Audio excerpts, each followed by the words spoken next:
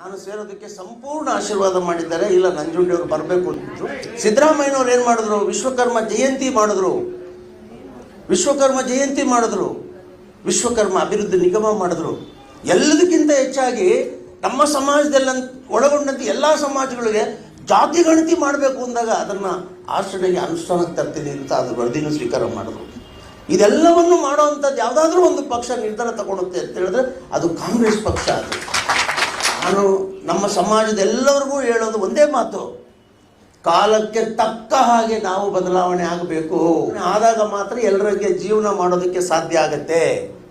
ಬದುಕಿರೋವರೆಗೂ ಕೂಡ ನಮ್ಮ ಸಮಾಜದ ಮೂಲ ಕಸಬುಗಳು ಎಲ್ರಿಗೂ, ಹಿಂದುಳಿದ ವರ್ಗದಲ್ಲಿರ್ತಕ್ಕಂಥ ಎಲ್ಲ ಕಾಯಕ ಸಮಾಜಗಳಿಗೂ ಸಾಮಾಜಿಕ ನ್ಯಾಯ ಕೊಡಿಸೋದ್ರಲ್ಲೇ ನನ್ನ ಹೋರಾಟ ಯಾವಾಗಲೂ ಈ ಪಕ್ಷದೊಳಗಡೆ ಇರ್ತದೆ.